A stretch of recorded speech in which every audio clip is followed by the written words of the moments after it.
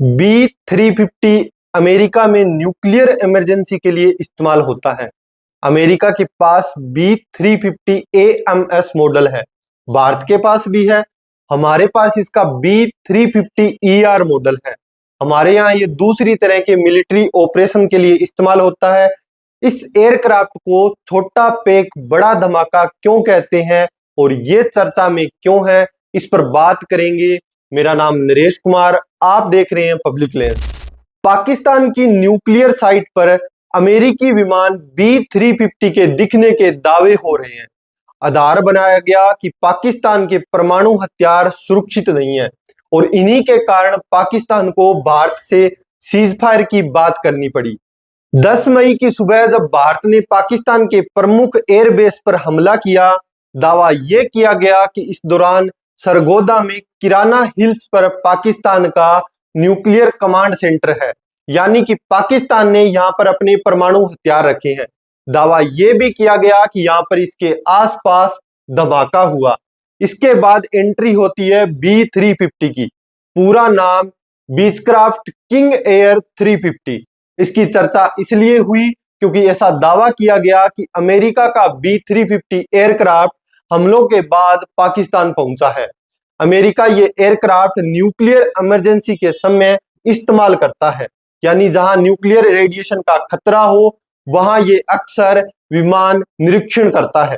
इस दावे की सच्चाई जानने से पहले इस एयरक्राफ्ट के बारे में जानते हैं कि ये छोटा पैक बड़ा धमाका आखिर है क्या। जैसा कि पहले बताया गया, अमेरिका के पास B-350 AMS मॉडल है, जबकि हमारे पास इसका B-350 ER मॉडल है। हमारे यहाँ ये दूसरी तरह के मिलिट्री ऑपरेशन के लिए इस्तेमाल होता है।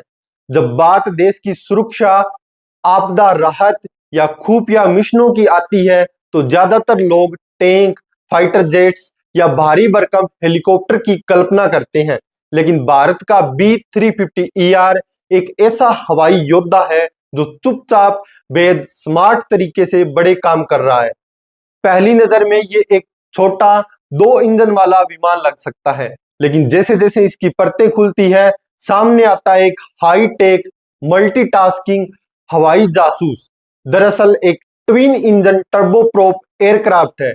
इसे अमेरिका की कंपनी बीचक्राफ्ट ने तैयार किया है। इसे खास तौर पर लंबी दूरी की निगरानी, मेडिकल इमरजेंसी, खुफिया मिशन और स्पेशल टारगेटेड मिशनों के लिए डिजाइन किया गया है।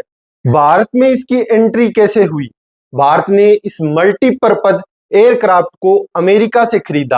हालांकि डील की डिटेलिंग जानकारी सरकार ने सार्वजनिक नहीं की है, लेकिन अनुमान है कि भारतीय वायुसेना, नौसेना और कुछ खुफिया एजेंसियों के पास मिलाकर बीचक्राफ्ट के करीब 50 विमान हैं, जिनमें कई 350 ER मॉडल भी शामिल है। ये विमान धीरे धीरे भारत के डिफेंस इंफ्रास्ट्रक्चर का अभिन्न हिस्सा बनते जा रहे हैं। तकनीकी खूबियां, छोटा है मगर ताकतवर है। किंग एयर 350 ER की सबसे बड़ी ताकत इसकी टेक्नोलॉजी और भरोसेमंद परफॉर्मेंस पर है। इसमें 2 टर्बोप्रोप इंजन लगे हैं, जिसमें हर एक इंजन की ताकत 1050 हॉर्स पावर है। स्पीड की बात करें तो 578 किलोमीटर प्रति घंटे की रफ्तार से ये उड़ सकता है। एक बार में उड़ान भरने पर 5000 किलोमीटर का सफर तय कर सकता है।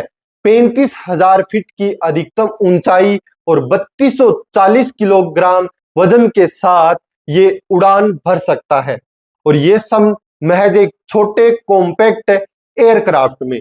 अंदर से इस विमान के डिजाइन की बात करें तो इस विमान में लगा एवियोनिक्स सिस्टम, यानी कि उड़ता हुआ डिजिटल कंट्रोल रूम, इसको बेहद खास बनाता है।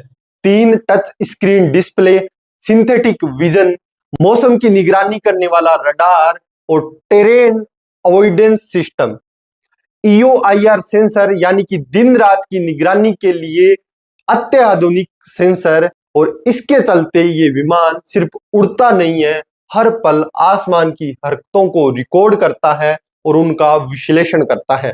टेक्नोलॉजी पे इतनी बात हो गई तो कीमत जान लीजिए।